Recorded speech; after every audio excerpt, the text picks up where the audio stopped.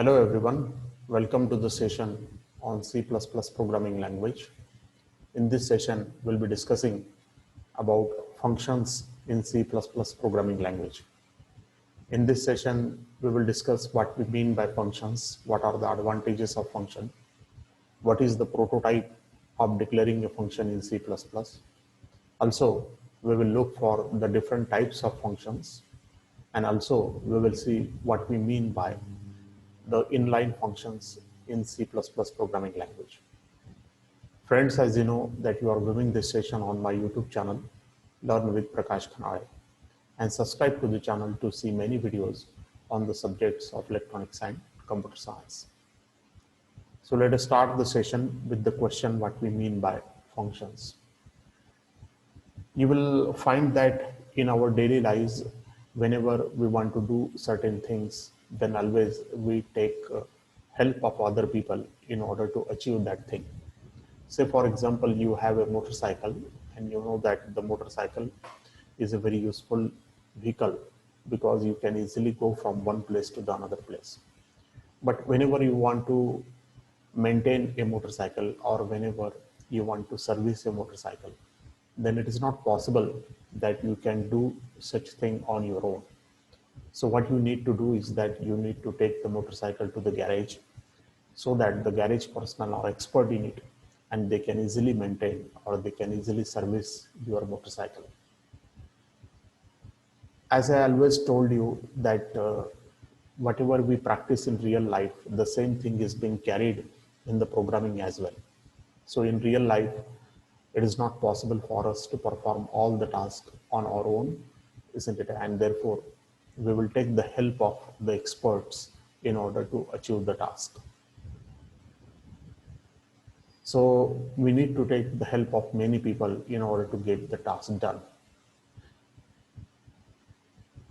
Similarly, in a programming, whenever we have been assigned a large task, then it is always better that we can divide the large tasks into some smaller subtasks. And for each subtask, we can write a separate code so that the whole task or the large task can be easily achieved.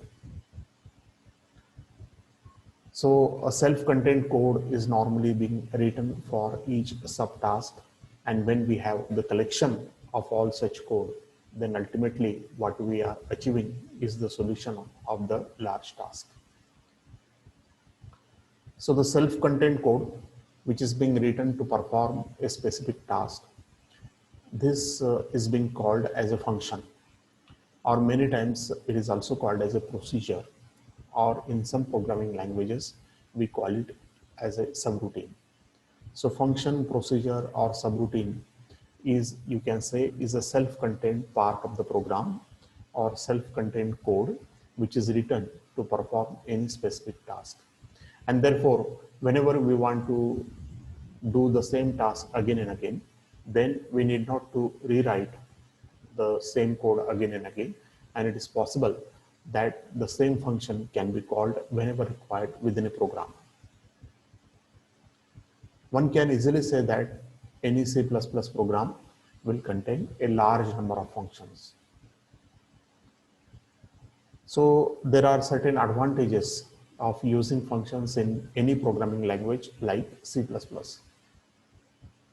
By using function, we can avoid rewriting of the same code again and again. Say for example, you have been given a task of arranging the numbers in ascending order or in descending order. And suppose in a program, you are frequently required to arrange the numbers either in ascending form or in descending form. So it is not necessary that every time you write the same code again and again. Instead, what you can do is that you can write a function for arranging the numbers, and whenever you require, then you can call a function so that the same task can be done. So whenever we use a function within a program, then it avoids the rewriting of the code again and again. So repetition of the code can be easily avoided by using the functions. A function can be used many number of times. So once you have written a clear function, if you have tested it, then you can add this function in the library And once you add it in the library, then whenever you require that function, then simply you can call the function in your program. So it can be used any number of times. Function, you can say that it will support the modularity approach for the design of the program. So as I told you, normally it is always good to divide the main task into different subtasks.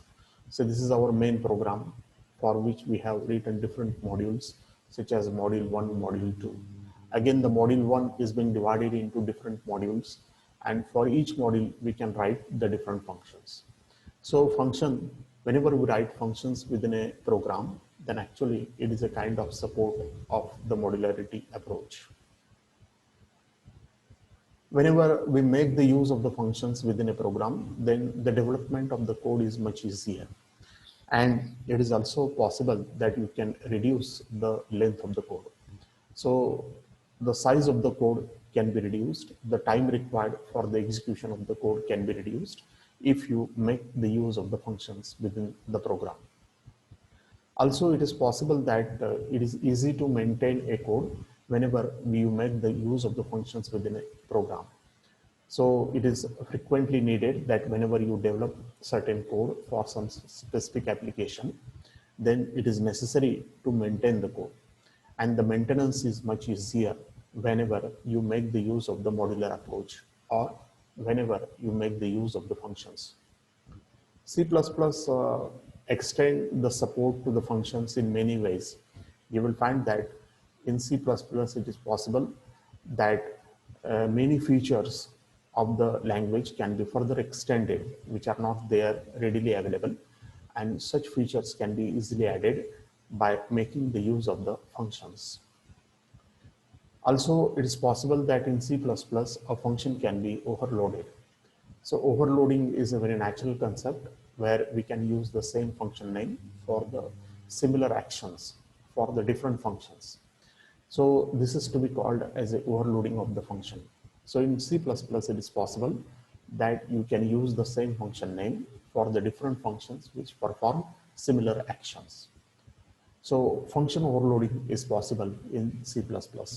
So you can say these are the different advantages that you will get whenever you make the use of functions within a C++ program. Basically, we can say that there are two types of the functions. And these are, the first one is being called as a library function or built-in functions. And the second one is being called as a user-defined functions. So functions can be classified into two categories. The first part or the first category is being called as a library function, and the second part or the second category is being called as a user-defined functions. So library functions are those functions for which the code is readily available with the compiler, and what you can do is that you can directly use those function names within your code, and the corresponding header file you need to include within your program so that the compiler will know that this function is available in this header file and the code can be easily executed. So there is a large collection of library functions as far as C++ is concerned, and many functions are readily available with the compiler which the programmer can make the use of. Say for example, a function like absolute, or the function like cell, the function like cos, the function like exponential value, all these are the library functions.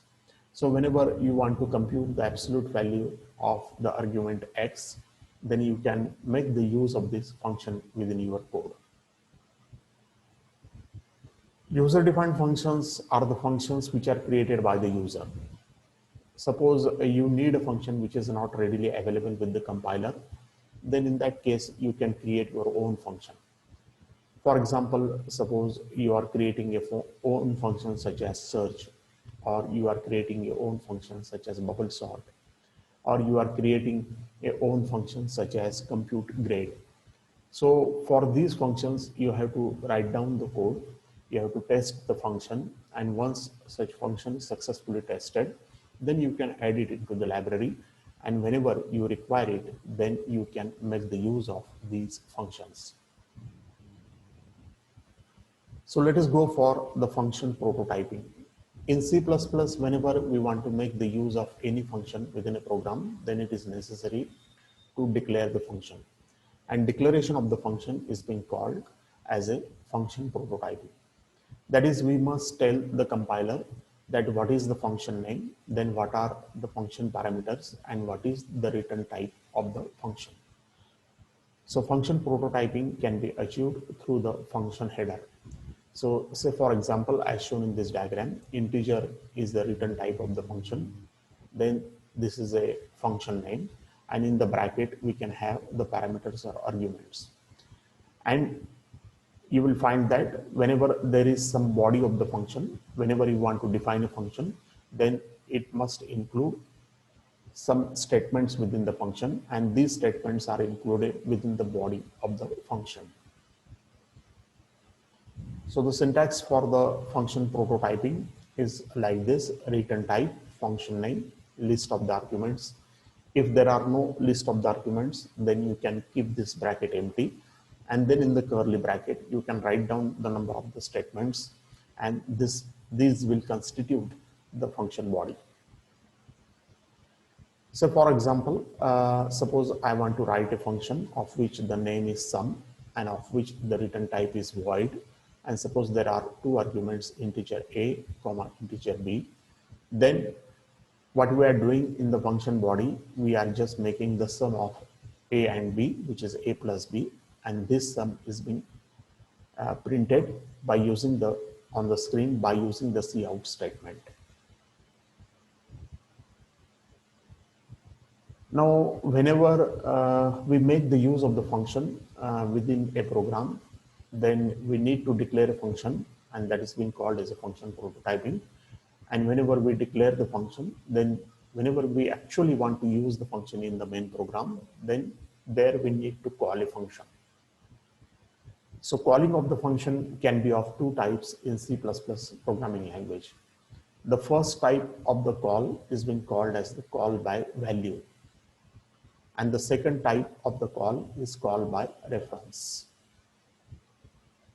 So in call by value, you will find that the values of the actual parameters are being copied into the formal parameters. So whenever we are calling a function, then at the time of the call, you need to write down the parameters, and those parameters are called as the actual parameters. And while declaring the function or while writing the definition of the function, you need to make the use of the parameters, and those parameters are called as the formal parameters. So in call by value, what we do is that the values of the actual parameters are copied into the formal parameters, and this is to be called as a call by value. Call by value can be easily done simply by writing the function name. There is another method which we can use, and this method is being called as a call by reference. Now, whenever we make the use of the call by reference, then you will find that the values of the actual parameters are not passed, but instead the address of the actual parameter is being copied to the formal parameters. So what will happen is that both actual parameters and formal parameters will refer to the same memory location. And therefore, you will find that in case of call by reference, the original values of both the parameter will get changed in call by reference, while it will not get changed in case of call by value. So the parameters, which are the actual parameters, they are copied in case of call by value, but in case of call by reference, the address of the actual parameter is being copied, and therefore the value of both the parameters will get changed in case of call by reference. Now let us see one simple example of how parameter can be passed to a function. Suppose this is a simple swap function where the return type is the void, and here we have make the use of the reference variables a and b, and whenever we want to make the use of the reference variable, then we will use this symbol and before the variable name. So this is the first variable, integer and a comma integer and b. Now what we are doing is that we are using some temporary variable where we are assigning the value of a, then the value of b is assigned to a, and then the value of p will be assigned to b. it means that we are just swapping the values of a and b. Now, whenever we want to call this function, then this function can be called by making the use of the statement swap m comma n. So one can easily observe that the address of m will be passed to the a, address of n will be passed to the b, and therefore the swapping will take place and the values of both a and b and m and n will get altered. Another way of doing it is that you can make the use of the pointer variables.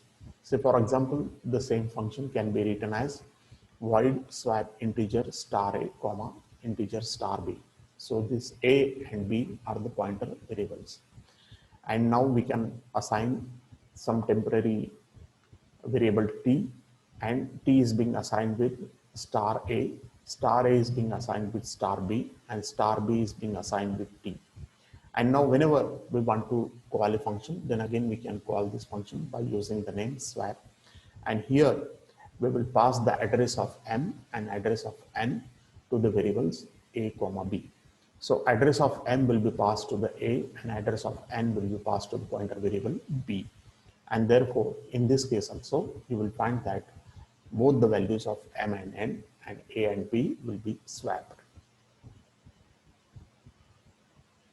There is another concept in C++, and this concept is being called as a inline functions. Now we know that whenever a compiler calls a function, then there is a certain amount of time the compiler has to spend on passing the values, then passing the control, then returning the values and returning the control. So whenever we call a function, we know that the values of the actual parameters are passed to the formal parameters. Then the function body is being executed, and then there is a return value from the function, and the control is also transferred to the next statement within the program body.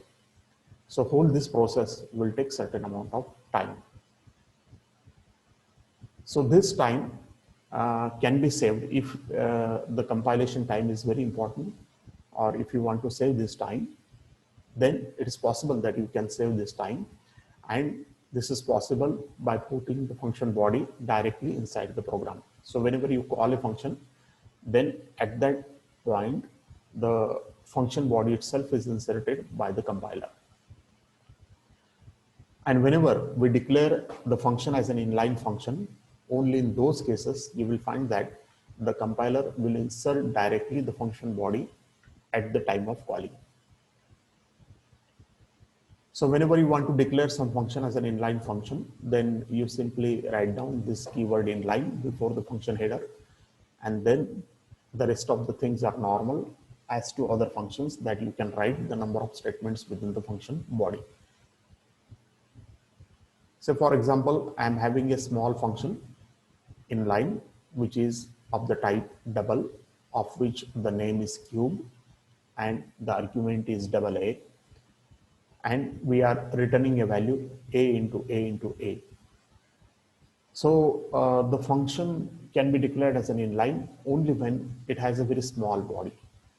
And as I told you that whenever we call a function, then at the time of the calling, the compiler will insert the function body within the program. So compiler will replace the function call with its code. So whenever we make the use of the inline function, then actually we are saving the time, compilation time. And inline function is a kind of request to the compiler. Compiler may accept it or compiler may reject it, but it is suitable to make the use of the inline function only when your function body is very small. Now let us write down a simple C++ program which makes use of the function. Suppose our program consists of input-output stream header file using the namespace standard. Suppose we have making use of a function add, where it consists of two arguments a comma b, and it will return a value a plus b. So these a and b can be called as the formal parameters of the function. Then within the main function, suppose we have declared a variable sum, and now we can write sum is equal to add 100, 78. So this is a way of calling a function add, where we are passing the values 100, 78. 100 will be passed to A and 78 will be passed to B. And finally, we will print the value of the addition, and we will return 0 as we have declared our main function of the type integer. Now, as I told you that whenever you want to run any C++ program, then it is possible that you can run it by making the use of online compilers. You can Google for C++ online compilers. There are several compilers available, and you can go into the text editor window and you can type your program, and there is some compile or run button, and just by pressing this button you can execute your program. So whenever you execute your program, you may get the result something like this: 100 plus 78 is equal to 178. So thank you friends for viewing the session. Hopefully you have understood what we mean by functions in C++ and how to make the use of the functions in C++ programming languages. Thank you all for viewing the session.